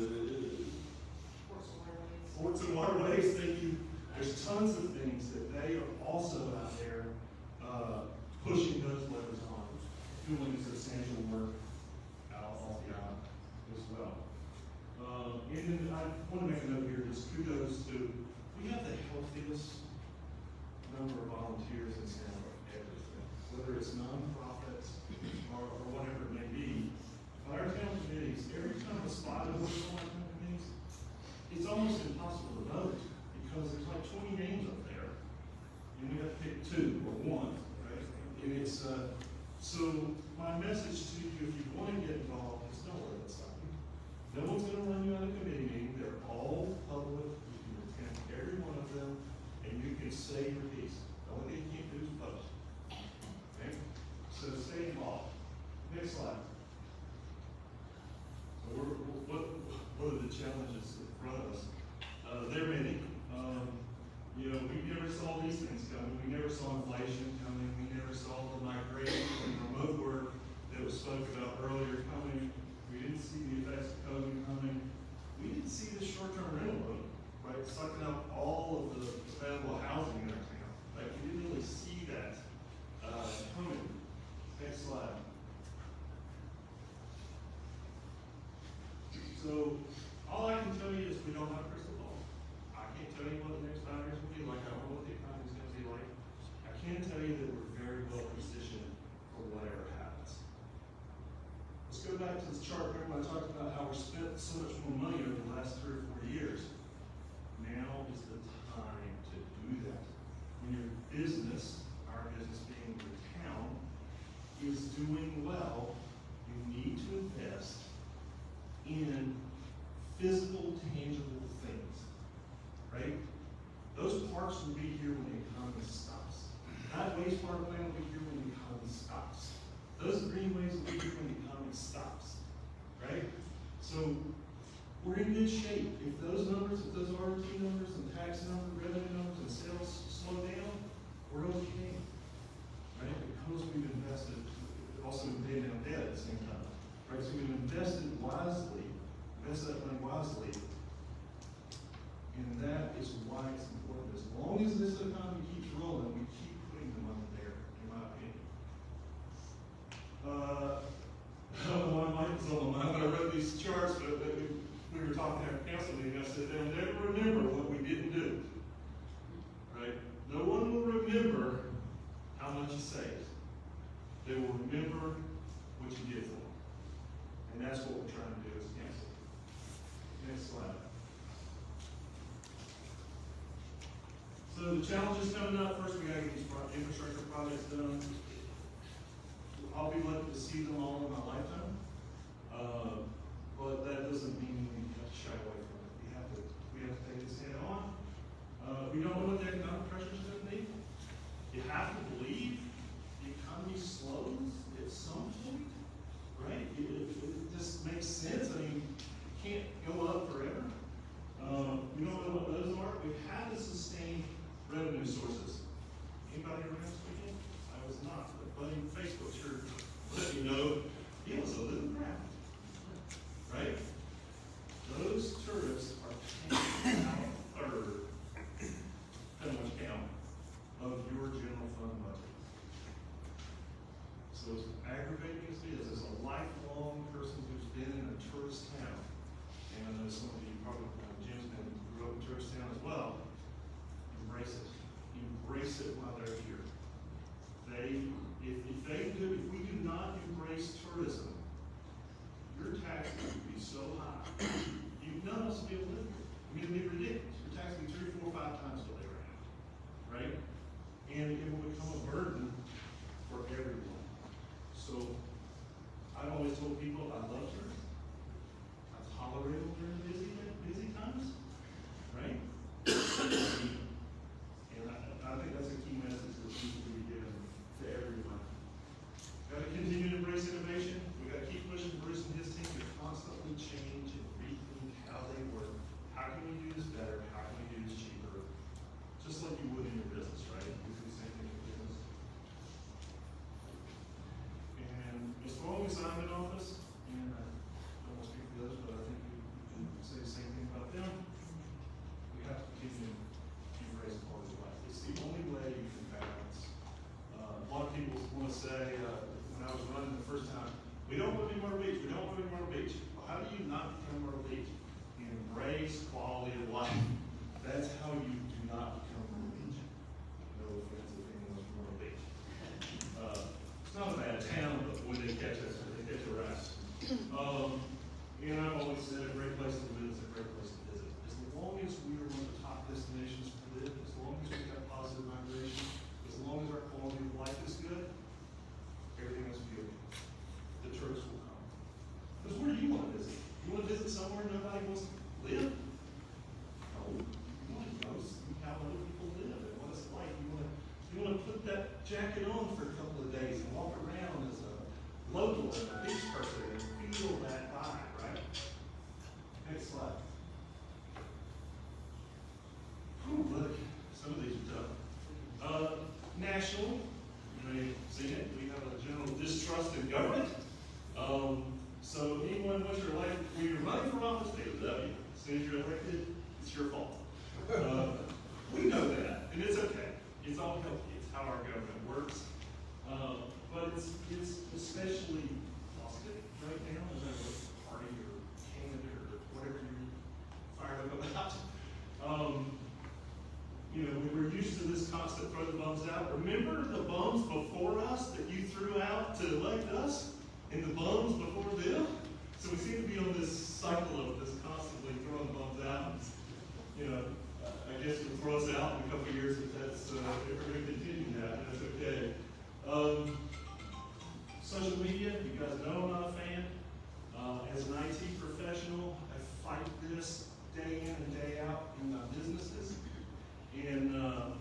it's bad. And if you don't realize that you're being manipulated by outside forces, you're not paying attention. Right? It is not your little community next door group you think it is. Right? We have a group that puts tremendous pressure, or tries to, on council. 40,000 people in that Facebook group. 40,000 people. Not 40,000 people here on a weekend, let alone live here in both. Right? So it's skewing our politics. We don't need to not do it necessarily, we just need to be conscious of those outside forces. Misinformation. Oh. There's probably not a day goes by that one of your council members is not here. Oh wow. Oh, I hear the council doing this, or I hear the council doing that. It's like, who is this stuff coming from? It's just, it's one of the reasons I pulled back from social media is because I was spending more time correcting misinformation than I was putting out the right information. I decided that wasn't healthy for the town or for me. But I can promise you, this council will continue to push information as much as we can. As much as we remember this part-time jobs for several of us, some are retired, some of us still have jobs, so we have to balance that. So we put as much time into it as we possibly can. Next slide. Up to the end. I think I've already said enough about this one. The town employees make what they got in mind. It's not your council. We're just elected strategy people. We look at what we think you want and we try to put a strategy together to get there. When you go online and you start bashing the town, it's those people back there that you're bashing. And if you think they don't hear you, you would be wrong. They don't respond to you. Don't blame them for not responding to you. But those are human beings that we pay to clean our sewers, take care of our wastewater treatment plant, and fix our busted pipes, and come save us when our houses are on fire, and, someone's robbing us. Those are the people that we're talking about.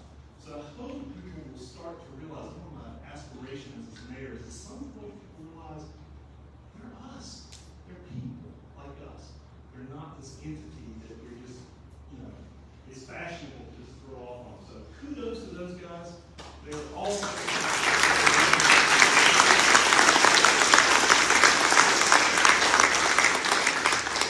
I will tell you, Bruce can give you the same thing. You visit other towns, they envy us. We have more degree professionals on our staff than you realize. I mean, other towns may have one or two. We have a dozen of them. They are good at what they do. So kudos to them. Next slide. Where we go from here? What's the final one? Where we go from here? I think we have to remain balanced the same way we've been doing. We have to take care of our citizens. We have to take care of our quality of life. We have to embrace tourism, though. We need this tourism economy. We have to keep redoing ourselves. I put this slide in there because I asked a lot of them. I said, how many ribbon cuttings have I been to since I've been mayor? And she said an answer. 23. So business is strong. It's kind of funny to me. I know I'm just joking now, but it's kind of funny to me. We're killing businesses. They're never going to come back. What's some of the other things we heard? All this that things were dying. 23. That's just the people that ribbon cutting. That's not all the businesses. Those are people who joined the chamber and had a ribbon cutting. Right? So, economy's strong, business is strong. Now is the time to approve Bruce's budget. If you don't understand why now is not the time to cut, then you miss the whole picture tonight. You miss the picture from our economists, you miss the message from Bruce, you just missed it. Because that time is coming, right? There will be a time when the economy slows. There will be a time when federal and state money is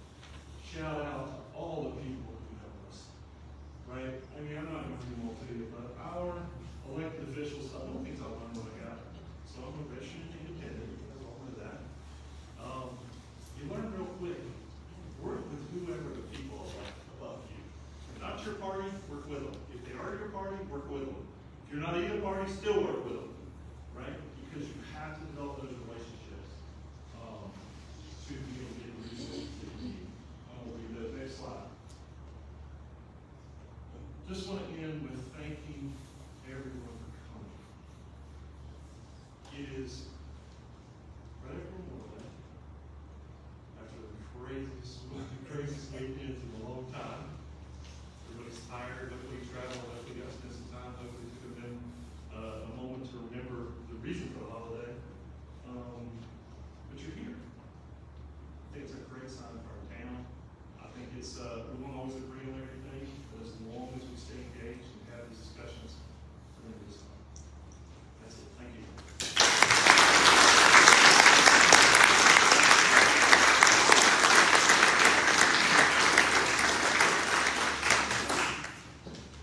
Thank you, Mayor. I've got maybe 18 slides we're going to go through. So right after that. You ask, you come. Just kidding. I wanted to thank everyone for coming as well.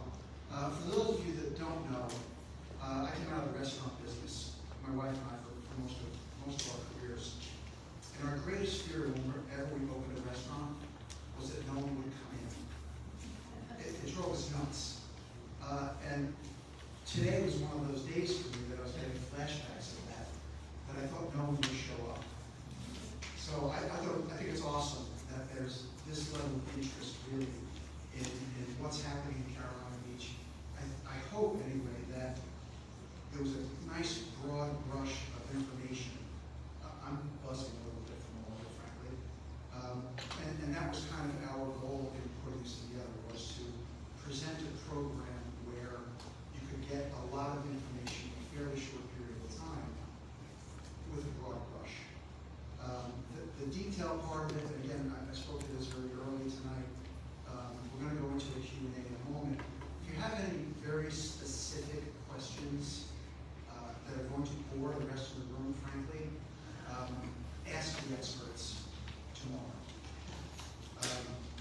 Tonight was more of an opportunity for information, education, and really to get a sense of how local government works here in Carolina Beach. So I hope we accomplished that. There are two other things I want to cover. One is, this is our first shot at this. We'd like to do these again, and we'd like to do simpler things again. If there's something that you saw tonight, heard tonight, or didn't see or didn't hear, please let us know at the Chamber of Commerce so we can continue to improve these events. We think that's important. One more Chamber of Commerce commercial, there's two things I want to talk about really quickly. 2025 is the centennial celebration in Carolina Beach. We're 100 years old.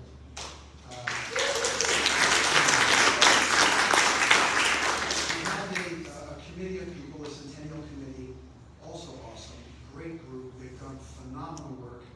And the events that are planned actually starting next month, believe it or not. Something before 25. Friday. There you go. Thank you. Really a great program of events that honor the 100th anniversary of Carolina Beach. So please be aware of those, pay attention. There's a lot of things that are going to be happening. I did want to touch, just again from a Chamber of Commerce perspective, give you a sense of some of the things we did. Starting in September of this year, we're creating a second Saturday event.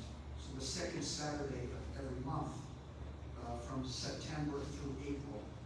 And I'm doing it specifically September through April because from May through August, I don't go into many businesses. They don't want to talk to me. Everybody's running 100 miles an hour. And frankly, when they need support of the Chamber of Commerce is in the off season. So starting in September and every month running through next March, we're going to be doing second Saturday events. I'm not going to give you any more than that, but they are developed to draw people into town to frequent our restaurants, to frequent our bars, to frequent our shops in the off season when our business owners actually need us. Our businesses don't need us now. We're the way, frankly, so we try to stay out of it. And we try to plan for the off season.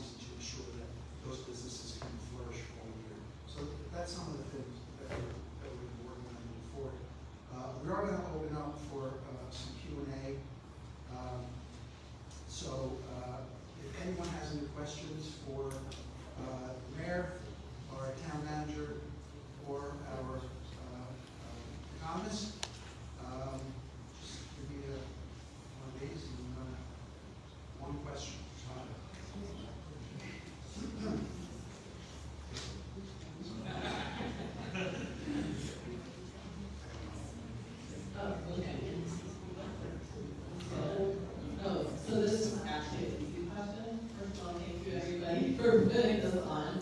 I just had a question about the slide, where you had we didn't increase the 2 cents, it wasn't that we were missing out on that 2 cents, it's that we were missing out on the additional. Can you just run through that again, please? I'm not sure.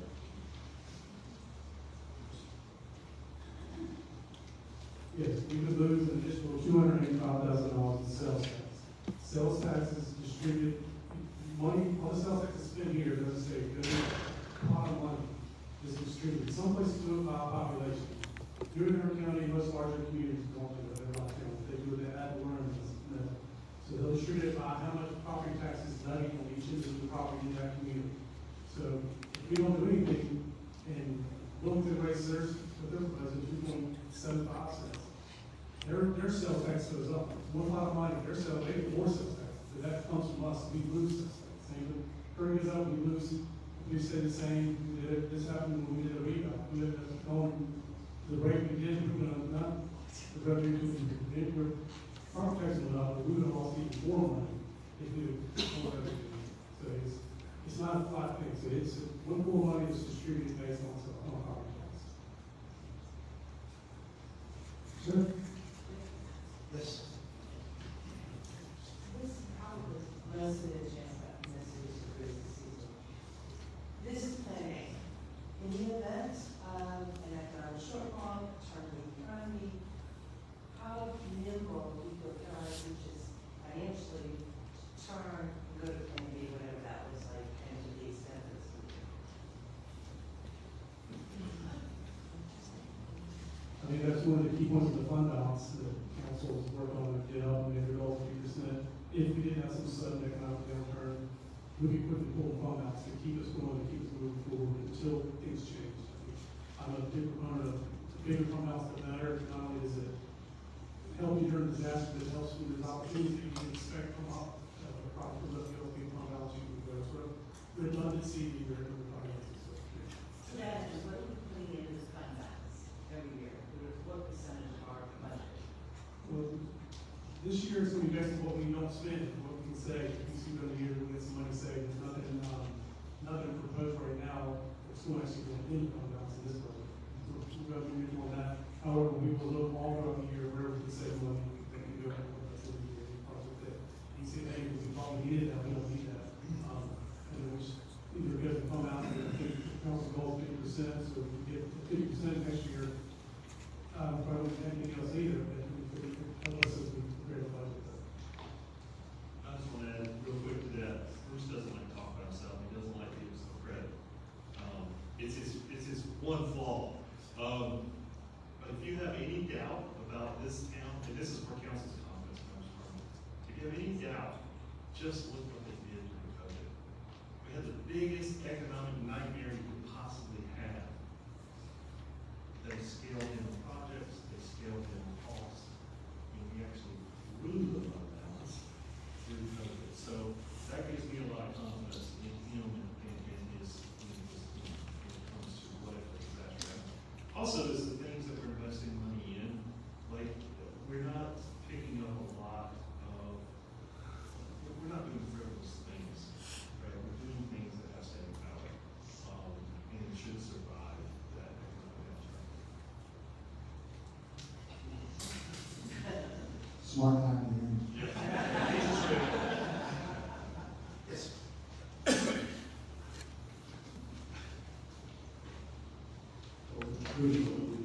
This is going to be an easy question. Pinch point at Freedom Park. Any slight kind of room that might get up, back up, and that all these spouted drivers go around to the end?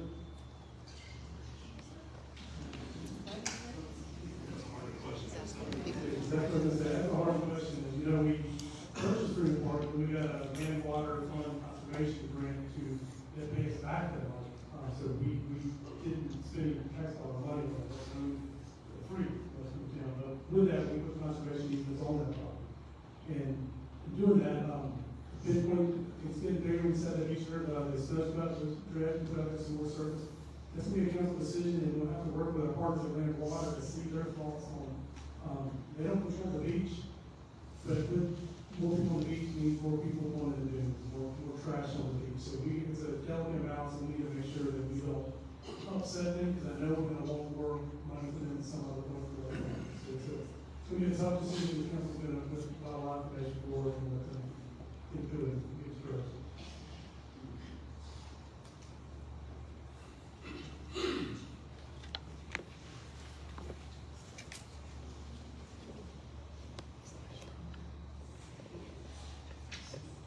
This question is for our guest, Doctor. Sir, we've all seen and are aware of the changes of the housing both in Wilmington area, maybe not all of New Hanover, but certainly our own Carolina Beach and Curry Beach. We've seen an explosion throughout Wilmington, and actually it's happening here now in regards to apartments, because we had very little things like that to offer. To what do you attribute the rise in the growth of apartments? And I'm sure you know more than me. I've just online looked at the cost. They're not inexpensive. I'm just interested in your view on that.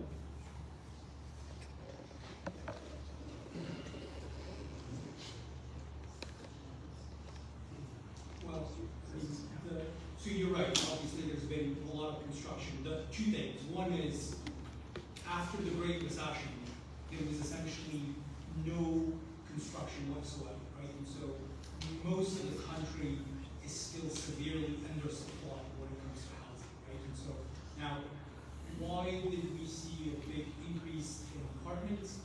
Largely as a result of the migration that I've discussed, right? So every single city that has seen significant rise in migration, I'll mention Austin as an example, saw a huge boom in construction of apartments. They go up quickly, they're very expensive, you're right. I mean, we're averaging almost $2,000 for 2-bedroom in New Hanover County. One of the questions that I ask myself, I don't know the answer to it, is who's going to be renting these places because they're, fairly expensive. Right now, I mean, most of the occupancy over the last couple of years has come from these new residents, right? The question that I don't know the answer to is there enough demand locally to potentially fill some of these places? Is supply potentially getting ahead of the temporary demand that we've experienced? I think that the next 12 months is going to be very telling. This is the first time, so there are some estimates. There's Rents.com publishes their data. We've seen for the very first time a drop in rent prices in New Hanover County since before the pandemic started.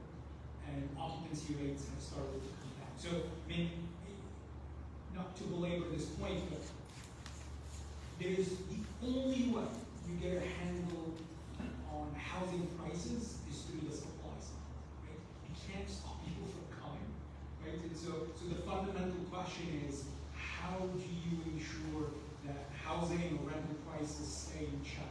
The only way you can do that is by increasing housing supply. The challenge is that an increase in housing supply potentially infringes on the quality of life of people that live in the area and affects, obviously, infrastructure concerns. But it's so tricky when places grow super quickly that you can't have workers, for example, unless you have places where they can live. The only way you do that is by increasing supply. So I'm not going to go on record. This is where zoning comes into play. This is where planning comes into play. And this is the pain of growing fast. And like I said, the thing that I think about a lot is I just don't know how to forecast pandemic growth over the next 10 years.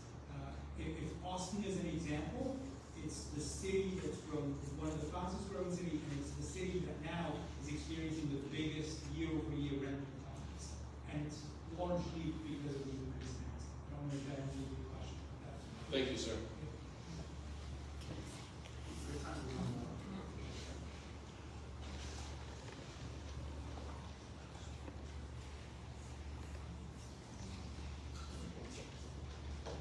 We've seen an increase in gas, 56%, electricity, 29%, groceries, up to 21%.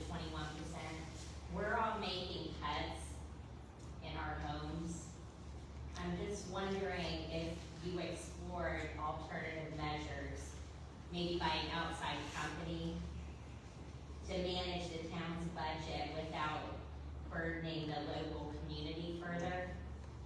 And I was also wondering if there was opportunity for greater community involvement and feedback in shaping fiscal policies and spending decisions.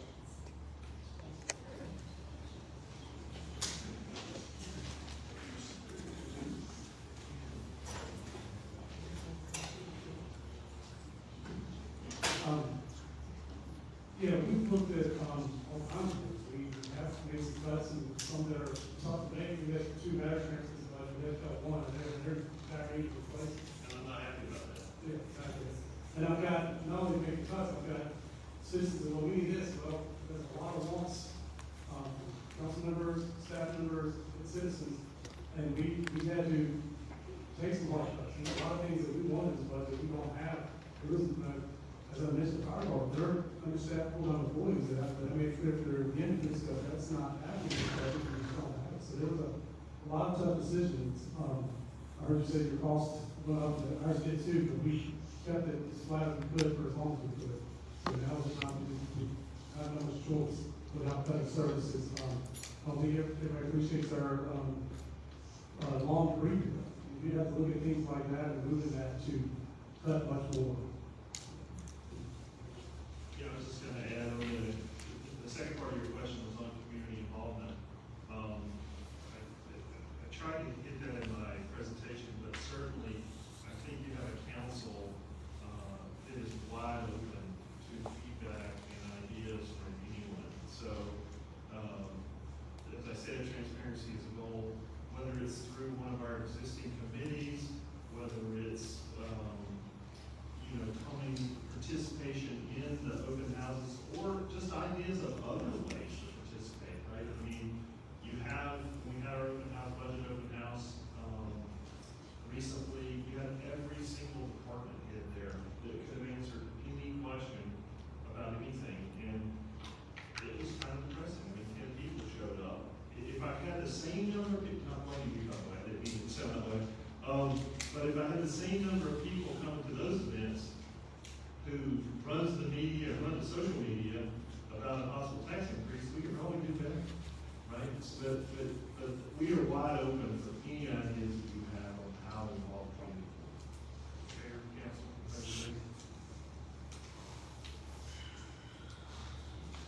Okay, one more last question, and then we're right at the 8 o'clock hour, and Jimmy's got a curfew, so we gotta go. So great closing question then. Has council made their decision on the budget yet? I know the vote hasn't happened yet, but have you guys all decided how you're gonna vote? And if so, can you tell us? Well, since I'm the only one up here, it's that.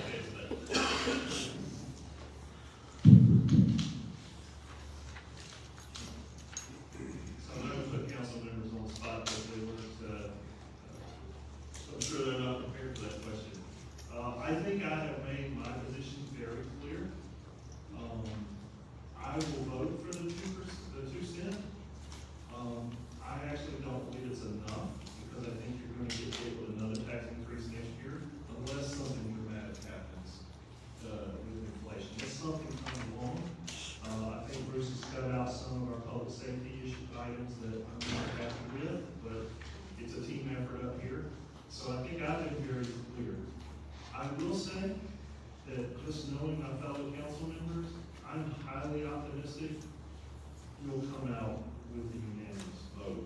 Whether it's the 2 cent or not, I don't know. I think those discussions and those arguments are still going on. But I am going to put my stake in the ground that we'll find a way to get all of us on the same page. Okay, well, that wraps us up for this evening.